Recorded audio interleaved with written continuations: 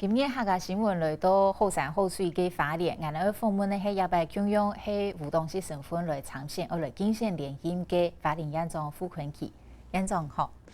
主持人好，全國嘅客家鄉親大家好。各位難得到有一個機會做的訪問縣長，縣長，我們想先請教，就是花蓮其實最近還蠻多鄉鎮重點的鄉鎮，像花蓮市啊、鳳林啊、吉安啊，還蠻希望可以把特色說在花蓮很特別，跟西部客家不同，它是2次移民。那當然，您任內也成立了客家處、客家事務處，您要不要跟觀眾先說說，就是這4年內您對客家文化的延續的想象如何規劃，然後做了什麼？要謝謝主持人哈，用我比較流暢的這個語言哈，能夠跟所有我們客家鄉親來溝通。那事實上啊，誠如啊，這個客家嚴重哈，講客家話哈，東辛苦哈，因為冇乜機會講客家啦哈，所以我們簡單說，現在啊，我們所處在的環境裡面，真的很難有機會能夠用原本的母語來溝通，這是普遍性的一個問題。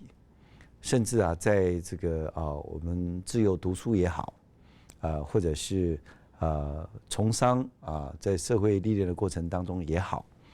很多我們碰到的客家鄉親都不敢說自己是客家人，這是一個很奇怪的一個現象。我們覺得說要怎麼樣讓客家人能夠找回榮耀是一個很重要的一個觀念。好，那事實上，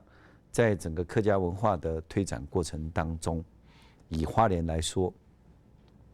在整體的政治的發言權上面，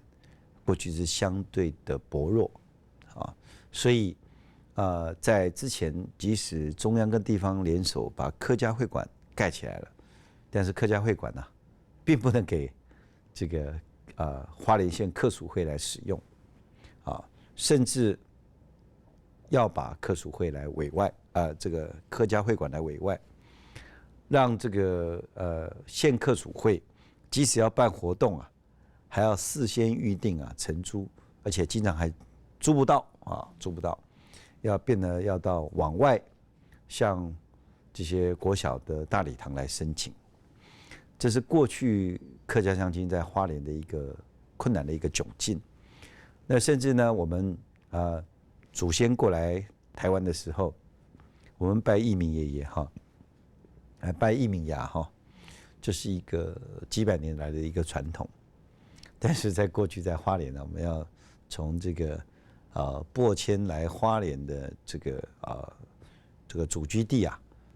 從新竹縣啊請義民爺來，也是沒有辦法得到核准，所以我想這4年多來，不敢說對客家有什麼樣的一個貢獻，但最起碼就是說，把客家會館交給了縣客屬會來使用，同時成立了客家處，把客家處直接辦公的地點就在客家會館。好，這個以後就非常的清楚的，我們客家會館的它的地位就很明確了。另外也就是從這個祖居地的新竹，把義民爺爺請到花蓮來，讓大家可以這個祭祀這個先人而且這個客家神明保佑客家子弟，就可以直接到客家處去上香就可以了。接着下來就是在過去非常窘困大概過去花蓮縣客屬會有9個分會大概1年呢可以申請1次的活動這一次活動大概就是2萬塊錢所以過去等於是這9個分會大概一個分會1年就是2萬塊的經費，可以透過縣客屬會向縣政府來申請那可能還有一次全縣性的大型的活動可能有70萬80萬不一定但是呢我們現在很明確的就是不止客家事務處的成立有很多的這些同仁來為我們客家鄉親來做服務，對於9個分會在確實的執行我們所有这个县客家处的预算，只要你愿意提出计划，对于文化传承，或是对母语的教导，或是固有的这些琴棋书画，还是音乐舞蹈啊，愿意来奉献，愿意来教学，只要提出计划，我们是一概都予以支持。好，想办法把钱一定要找出来。好，所以而且也给了我们9个分会最基本的额度，就1年至少没有其他特殊计划的话，一般性的活动，我们1年一个分会至少有30万。好，所以大概9个分会我们准备了300万，就而不是过去的一个分会1年2万块钱。好，那另外就是说，对于比较特殊教学的部分，或是我们固有的这些客家文化传承的部分，我们全力的来支持。那我们也很希望说，在文化保存的这一段期间里面，尤其也让我们年轻的客家子弟，他要有这个学习的环境，还有学习的环境，甚至比赛啊等等啊，好，能够在全国各个县市里面都全力来推动。好，我想这样子的话，是真的要如何提升母语，能够不被同化掉啊？我想这是一个非常重要的一个环节啊。我想从乡镇来做起啊。如果以县市别来分的话，大概我看起来，除了新竹县跟苗栗县以外，大概台湾没有其他的县市有实力来全面性的推动这样的母语文化。所以，如果我们把它缩小范围，从乡镇来推动的话，就像我的祖籍在高雄的美浓当时以我的血统来讲的话，就是300年不变因为当时从广东梅县到这个高雄美浓的时候，一个封闭的小镇对外只有一个出入口99%的人口都是广东客家。好，所以300年来没有往外通婚，所以我这个血缘族谱在查的时候很清楚，就从福建就是广东梅县一路过来，从来血缘没有去混合过，都没有，是100%纯广东客家乡亲。所以我想，这个像高雄的美浓，我们花莲的凤林、花莲的玉里，都是非常非常适合对于整个母语的教学、母语的文化、母语的认识。如果说客委会能够扩编预算之后，给各县市政府重点发展客家教学，比方说在这客家镇里面，特别在国小、国中甚至幼托都有客家语文课。我想我们很愿意有这个中央的挹注来全力让客家镇能够持续的提升我们这些幼儿在成长过程当中对母语的认识而且要建立我们客家族群的光荣感。这光荣感非常重要。您刚刚提到我们聊天的时候，您也提到对现在很多小孩子他没有说客语、说母语的环境是非常忧心的。那要去建构这样子的环境，也非常需要中央挹注。那当然，客家事务处1年就大概8000万的预算，很大部分您刚刚也提到，大概2/3都要用来人事费。所以其实要去做这样子建构环境的事，的确是非常困难的。那如果未来您连任县长，就是以这么有限的预算，如果要去做客语环境建构的相关的工作的话，您觉得这么有限的人预算，然后花莲那么狭长，这样子可以怎么做呢？我想诚如我刚刚跟所有客家乡亲所做的报告，我顺利能够有继续投入为民服务的工作，我会把我刚刚讲的事情，我会率先在花莲来做。不管中央能不能挹注资源来，我觉得在玉里、在凤林，我们会把它率先推动成为一个客家庄母语教学。这额外的预算我们会想办法来找钱，但是我们真的是给中央一个诚恳的建言。客委会的预算太少，而且我们希望不要投入在资本们，应该投入在进场，好，让更多的这些母语老师能够得到重视，愿意把毕生的精力完全奉献在客家的教育文化上，好，所以必须要相关的这些诱因，鼓励大家做客家的这些研习计划等等好，或者寻根等等，还有古早的一些客家的仪式这些传统等等，我想这个都需要中央有能够确实的编列相关的预算的支持。如果是这种做法的话，就不局限于苗栗县或新竹县。我真的觉得说，我们要把一些台湾这么优美的客家文化，再集中火力在几个地方把它传承下去，而且永远这些地方不会被同化，有它的条件不会被同化，我想这是非常非常重要的。我们在提到整个花莲县它非常狭长，然后很多的乡亲，当然不只是客家乡亲，很主要是农业还有观光业。那县长，你要不要提提，就是您对花莲的擘画，这4年中，您觉得最重点您做到了的是什么？那未来如果连任，您觉得还有什么您要继续去延续的？我想刚刚做的，我想力量有限，我大概已经说明了至少让我们整个客家的会馆正式归属于有一个归属感，也让我们客家处也成立了，全力支援我们9个分会。那未来要做的这个部分，我还是要强调，我们的预算非常有限，这个预算有限到这个从台湾废省以后花莲县从89年到99年10年当中，每一年增加10几亿的负债跟短差，10几亿、14、15亿、15、16亿。但是在我服务这几年当中，不但不能借钱，不能增加负债，还要还钱，还要付息，所以基本上来讲，这5年 average 算下来大概少花了8、90亿以上。那所以在巧妇难为无米之炊的情况之下，我们还是愿意全力的来支持客家处的成立。你要知道，成立客家处那是要有多大的那种困难让各个族群能够了解、能够理解，甚至能够最后能够支持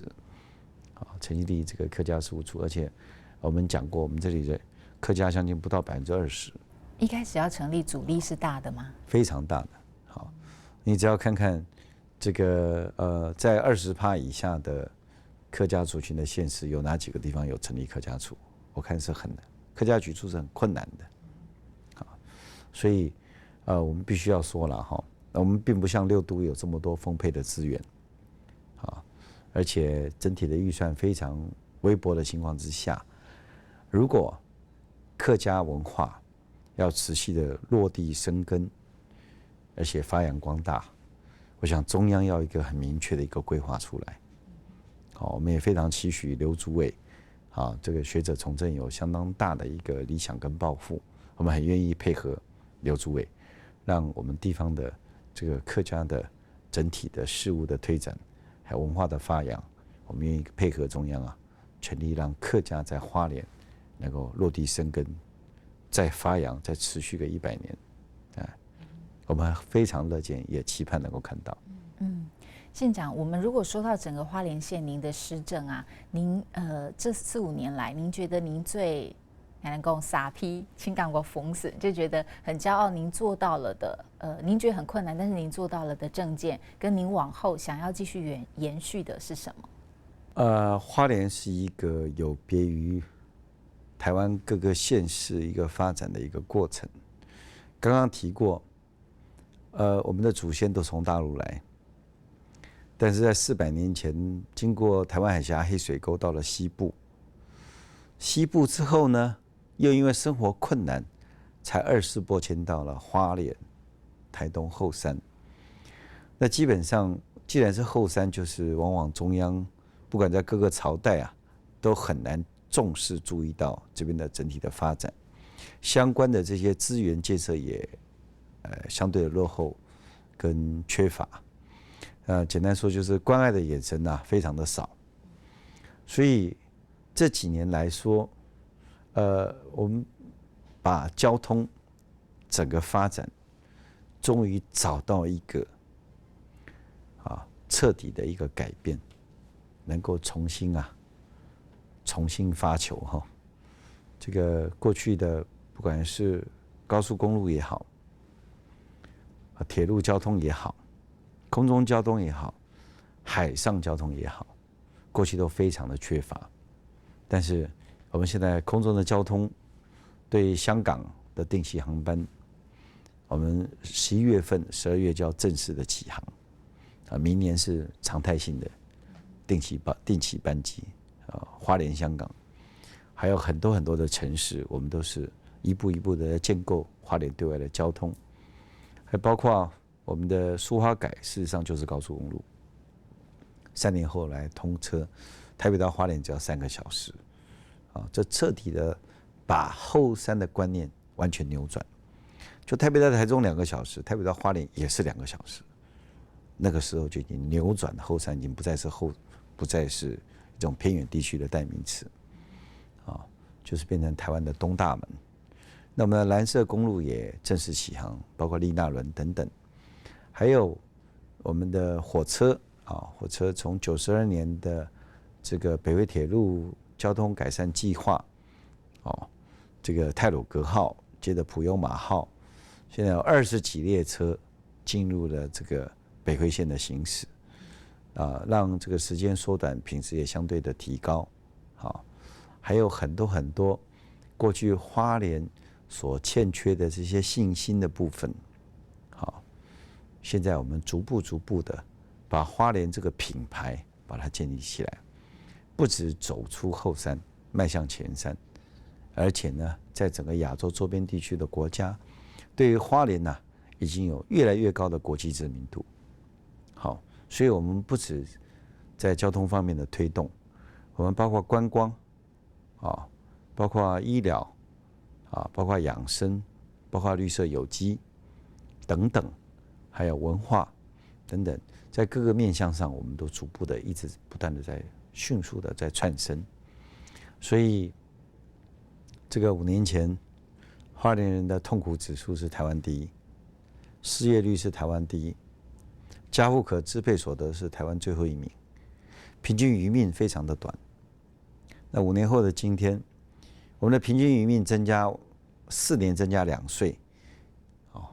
这是全国拉升幅度最快的一个县市。我们家户可支配所得从台湾的最后1名，现在超越了台东、屏东，超越了南投、嘉义。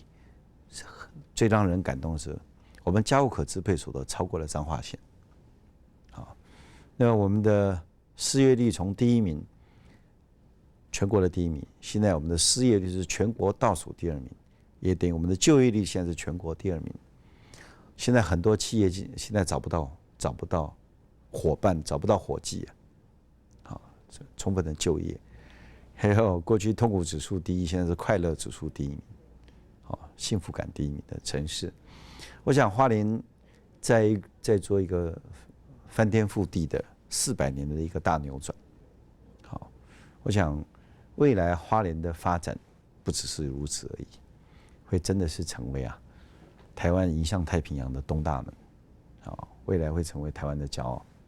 除了您刚刚提到就是交通建设的进步，它当然就是串起您刚刚说后山到前山，让大家很方便可以来到花莲，所以它整个产业也会比较发达。除了交通之外，您觉得像您刚刚提的花莲进步那么多，很主要原因就是交通吗？还是说有什么其他的原因？我想应该是整个我们花莲乡亲基本上对自己的信心已经建立起来，而且这几年花莲的行销是过去所没有看到的。当花莲具备了充分的条件，让2300万人都认同花莲，对花莲有信心，自然而然各式各样的大举的投资就进入花莲，所以有非常非常多的这些企业投资进入花莲。我们非常严格的要求都是没有污染的这些企业才能进来。就不是挖山挖土的啊，也不是排放黑烟的啊，所以我们花莲县所有的灌溉沟渠旁边都没有工厂，好，只要有烟囱的这个事业体是不得进入花莲，好，所以进来都是一些观光、有机、养生，啊，这些相对的需要环境保护的这些产业啊，一直逐步的认为花莲是一个值得进来的一个地方，所以我们在这方面的发展非常的快速，好，所以地方的建设也非常的多，工地啊像雨后春笋一样一直冒出来，这个都是过去所谓落后代名词的后山所没有看到的，啊，我想人民具有了信心，啊，也同时让台湾所有的乡亲也看到了，他们愿意加入这个行列。所以少子化的今天哈，各县市人口都在减少，但是花莲的人口是在减少，出生率很低，凋零一定比出生率更多。但是一个很奇特的现象就是，我们的公民数是增加，总人口是减少，公民数是增加。那公民数增加的主要的原因就是移入人口很多，好，但是他们还抵不，就是出生率不及于凋零，所以凋零数大于出生数，所以总人口数会减少。但是移入人口非常的多，移入人口多，所以造成公民数反而增加。好，所以简单说，花莲是台湾21世纪一个充满了希望跟愿景的一块土地，一个 hope land， 大家非常期许的一个地方。所以呢，我们对整体花莲的发展，我们深具信心。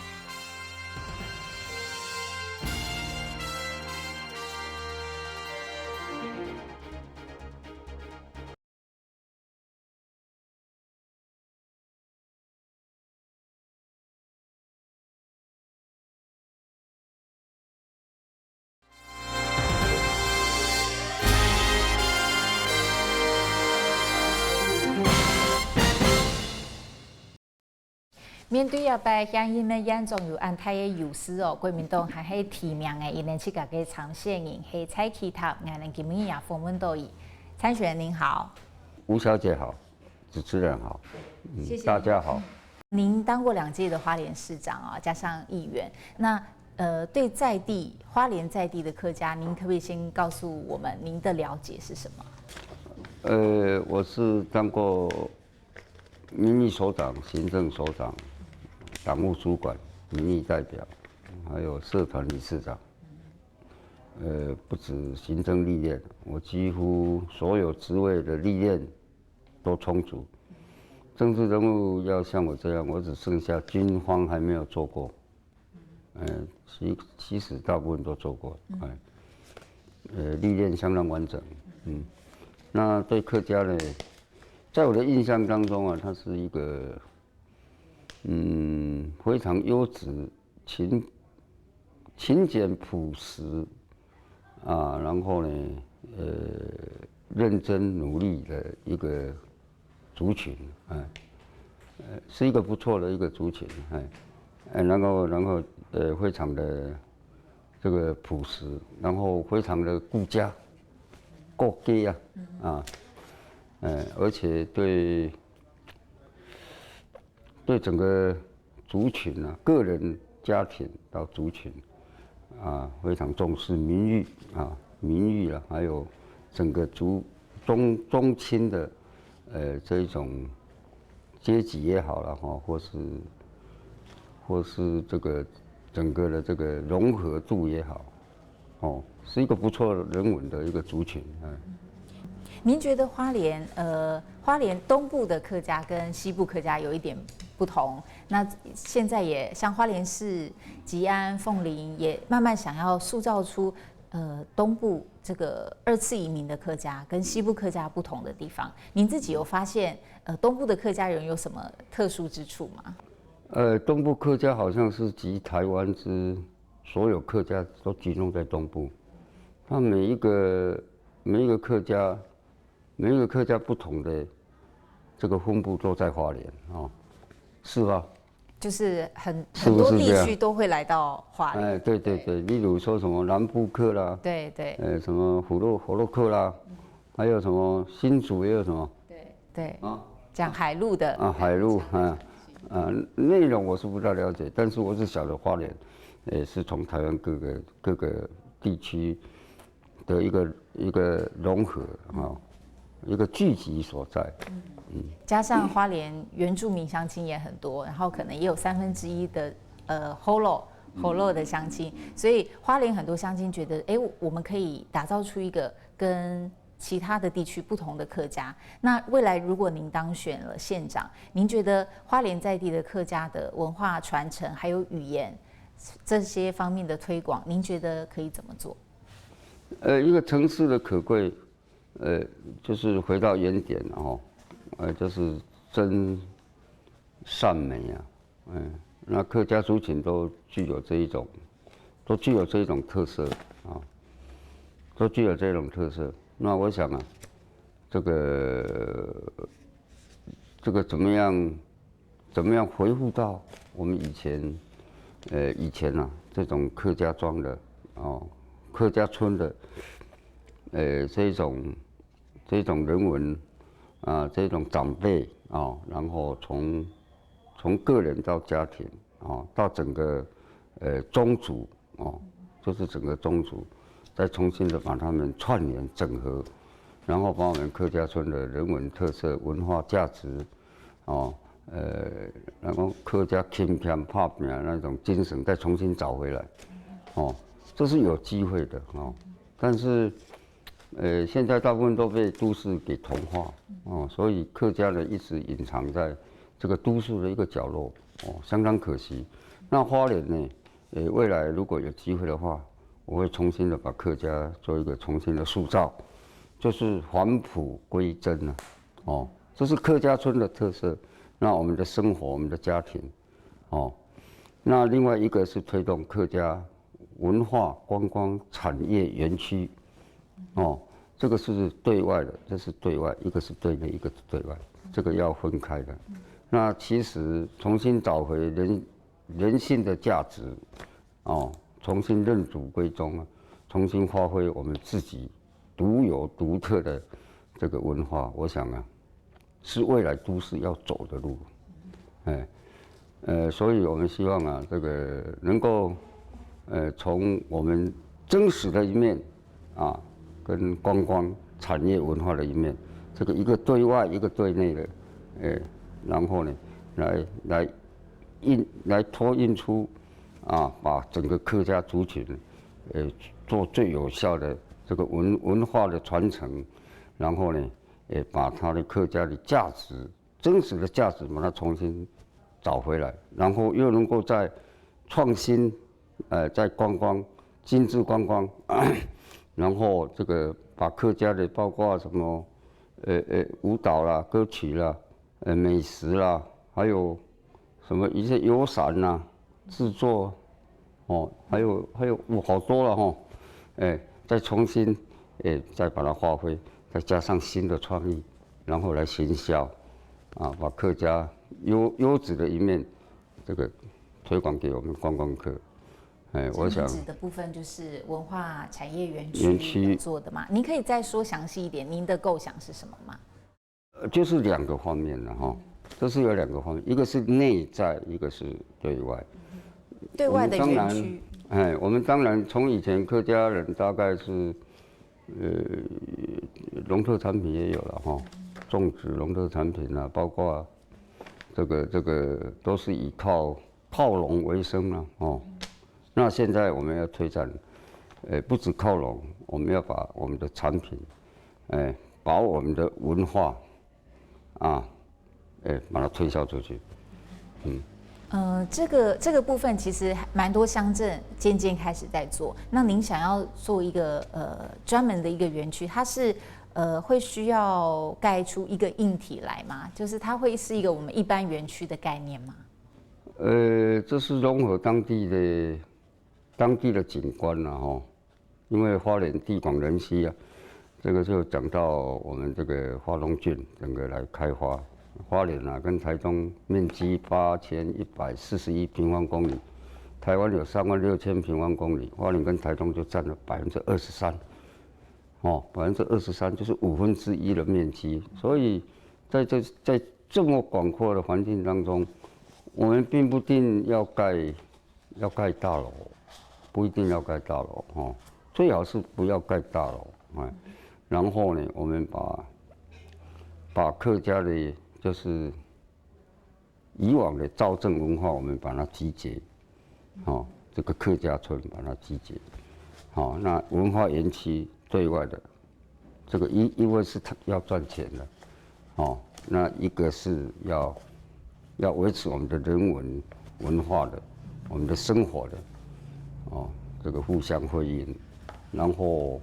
不是说一定要盖大楼。您刚刚提到，您对客家希望对内和对外都要有一些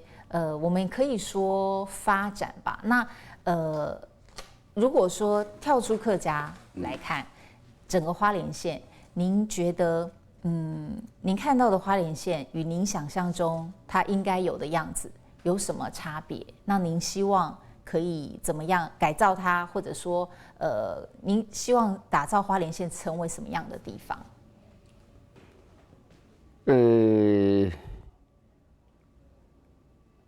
这个客家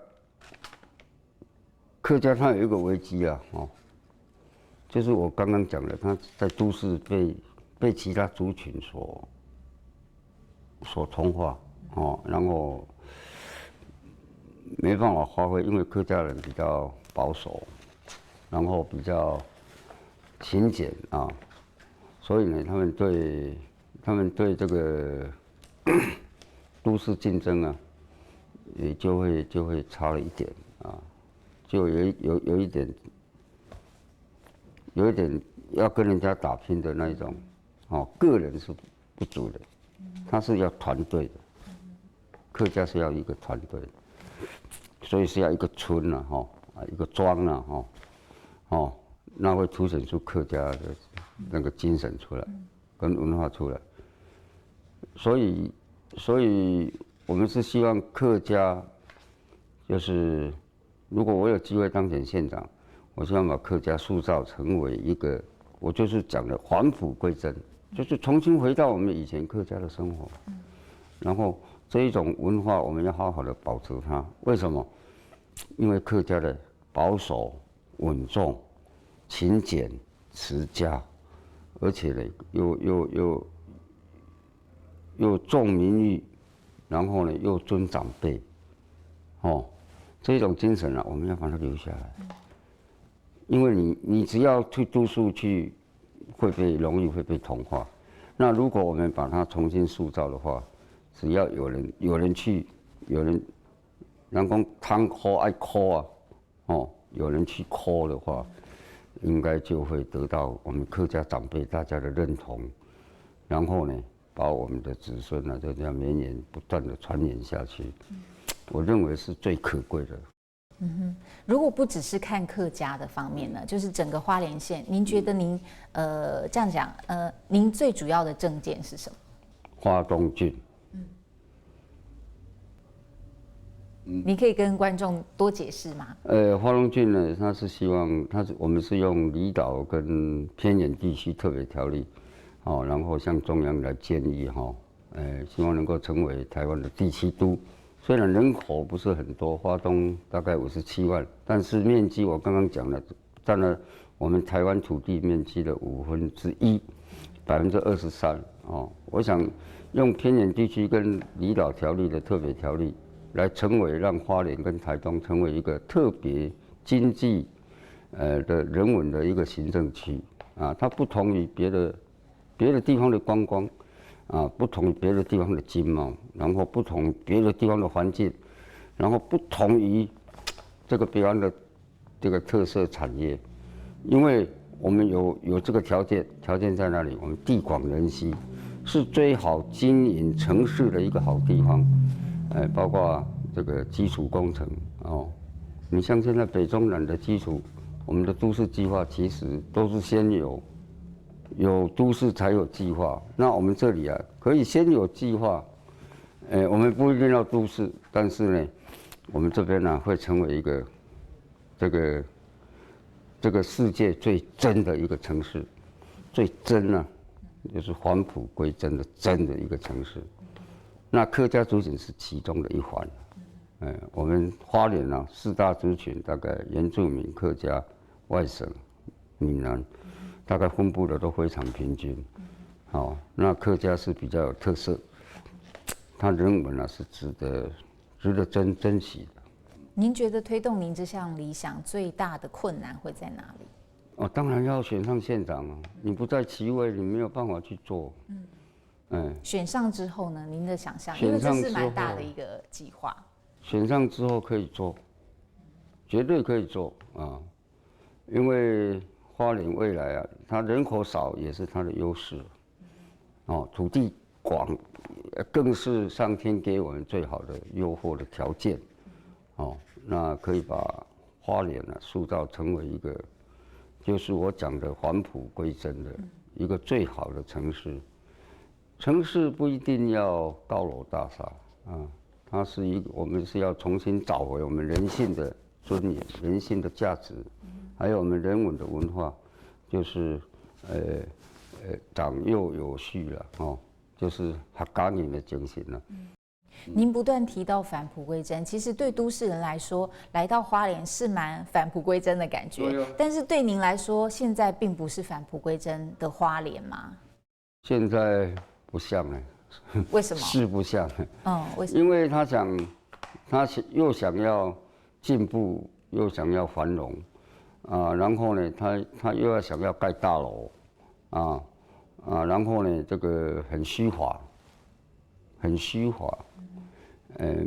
很虚华，没有很实在的一面，尤其像这个讲人好吗？可以批评了。看您喽。我们的县长他说他是客家人，我看他好像不是客家人，他比较虚华，比较短线，就是看眼前了。短线您可以举个例子又想去学习别人的，什么热气球也去学了，什么鸭也去学了。我们自己地方要有自己地方人事物的特性，不是那一种表面张力。我们是希望实实在在、踏踏实实。那我们要做一个有机的生活。您觉得有机的生活你知道吧？我应该知道你的意思。您觉得现在其实它不只是花莲遇到这样，花莲可能遇到的问题是更凸显的，因为花莲就是好山好水。那其实各个县市大概都遇到这样的问题，就是你如何在您说的真跟发展中间取得平衡？其实这并不困难你要推动真，就是把我们的复制家庭3代同堂重新找回来，把我们的孝道精神、孝跟孝孝道精神重新找回来。那其他的就是我们要怎么让这个我们的生活是有机的一个生活。有机是包括各方面的有机，不单单是农作的有机大家以为有机就是我们的农特产品，不是。其实我们的生活是要有机的生活。现在食安那么严重，食安的那么严重，以后你来花莲没有食安这个问题了。我们油自己提炼了，我们花莲可以自己提炼油了。我都保密了，我都不讲了。有这个能力，又安全又卫生。以后你们来花莲旅游，精致旅游就是你吃的东西是保证安全的，治安安全的，人文是这个温暖的，然后是有文化的您觉得现在不是这样吗？现在是不像虽然也有保持良好的一面呢，但是没有人去做很好的整合让它成为一个让它成为一个变成一个是一个成为一个制度也好，就是成为我们生活的一部分也好，就让它成为我们生活的一部分。我们有很多像凤林就出校长，哦，那未来我们的客家村落，有的是出博士啦，有的是出这个音乐家啦，哦，那另外有的是出这个企业家啦、政治家啦，哦，我们每一个村落都有每一个村落不同的特色。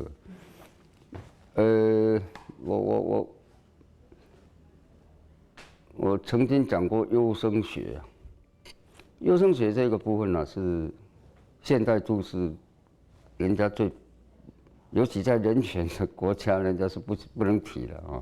因为这有点藐视。但是确实的优生学，在我们现代是必须去重视的，去重视。你不觉得我们现在人文一直转变，你们越年轻都越漂亮了，男孩子越英俊了，女孩子越漂亮，你不觉得吗？我看现在，尤其我到客家村也好，到原住民地区也好，那个孙子啊，哎呀，漂亮得很啊。那个小孩子那个演变，我们是自然的演变，没有去说刻意的去人为的去，但是在先进国家，他们以前是做过的，包括日本、德国，他们是做过的，但是不能讲被骂，被人权主义骂死了，哦。但是我们不是说要去刻意的塑造，但是我们可以从这方面呢，让它很自然的来诞生。您是指环境好了的那一种优生学？对，环境好的优生学，那它自然就会诞生。那个小孩子教育出来的小孩子，根本不会变坏，而且很优秀，IQ、EQ、DQ 都很强，而且他所受环境的影响，因为有机生活的环境影响，他会别于不同的都市小孩。是更优秀的族群。面对您这次现任的县长，他其实以外界人在看媒体报道，其实会觉得他赢面是非常大的，然后满意度是非常高的。那面对这样子很强势的对手，您怎么看您的选情？我对我的选情是相当乐观的哈。为什么呢？因为我相信我们这个社会是有正义、有是非的，我们以往在选举都沉溺在说，啊，你有没有这个很多钱花了哦？不是买票，我是说，哦，很多钱花了，然后呢，你只要常接触啊，这个就会投你，这是以往基本的条件。但是现在不同的氛围是，你现任的执政者，你有没有把人民照顾好？你用这种职位，然后来谋你一己之私，然后来得到你自己的利益，然后把外面这个粉饰太平的很好，我想这是跟我是南辕北辙，跟我完全是不搭调。所以这种虚华、这种空洞的政治学、造神的政治学，这是短期的这个迷惑人心的政治学，我们是不认同的。而且啊，我很有信心会赢他，因为我相信花莲有正义、有是非，他做很多事情都是。